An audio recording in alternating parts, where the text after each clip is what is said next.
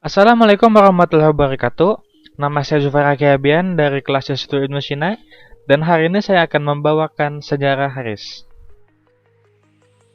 NKRI, Negara Kesatuan Republik Indonesia yang dimerdekakan oleh Presiden Soekarno pada tanggal 17 Agustus 1945. Sebuah negara kepulauan yang indah yang memiliki kekayaan alam yang sangat melimpah hingga negara barat berani melewati lautan ganas untuk datang ke sini. Akan tetapi, setelah kemerdekaan, Indonesia masih belum sempurna dan sudah beberapa kali berganti bentuk sebelum menjadi NKRI seperti sekarang. Ketika awal kemerdekaan, Indonesia pernah menjadi negara berbentuk serikat dengan nama RIS atau Republik Indonesia Serikat. Ide ini berawal dari gagasan seorang Jenderal Belanda dengan nama Dr. H.J. van Mook yang masih menginginkan Belanda memiliki pengaruh di Indonesia.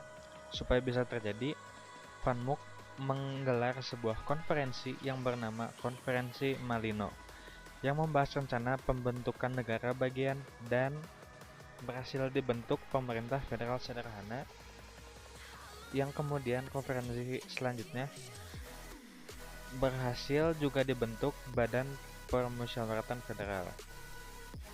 Selanjutnya dari ini diadakan konferensi inter-Indonesia yang berhasil dicapai beberapa kesepakatan. Salah satunya adalah penyetujuan RIS. Dengan itu, Republik Indonesia Serikat berhasil dibentuk pada tanggal 27 Desember 1949.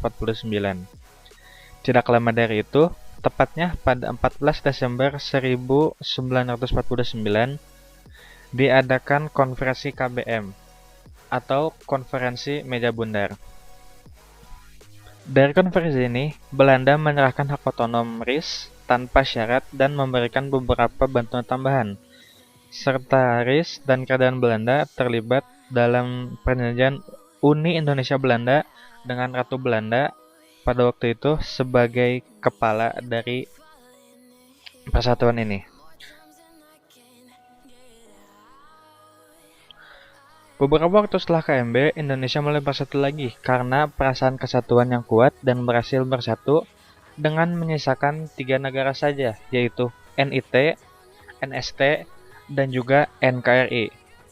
Dan pada tanggal 1950, dikeluarkan sebuah piagam yang berisi kesediaan 3 negara untuk bergabung dengan dasar proklamasi kemerdekaan 17 Agustus 1945 dan penyempurnaan konstitusi RIS. Setelah itu, NKRI semakin kuat dengan pihak KNIP menyetujui rancangan undang-undang tadi dan bersedia menjadikannya undang-undang sementara pada tanggal 12 Agustus 1950. 2 hari kemudian, rancangan undang-undang disahkan menjadi Undang-Undang Dasar Sementara dan kemudian esoknya diadakan rapat gabungan DPR dan Senat RIS. Di rapat ini, Soekarno membacakan piagam persetujuan terbentuknya NKRI dan tepat pada tanggal 17 Agustus 1950, 5 tahun semenjak kemerdekaan yang berawal dari Republik Indonesia Serikat, berhasil kembali menjadi negara kesatuan. Sungguh, ini adalah 5 tahun yang sungguh menarik. Namun, sebanyak apapun Belanda menyerang politikus awal Indonesia, berhasil merebut kembali kekayaan Indonesia hingga kembali ke dasar NKRI. Demokrasi dasar negara yang sangat berperi kemanusiaan yang digunakan hingga detik ini. Sekian, terima kasih. Wassalamualaikum warahmatullahi wabarakatuh.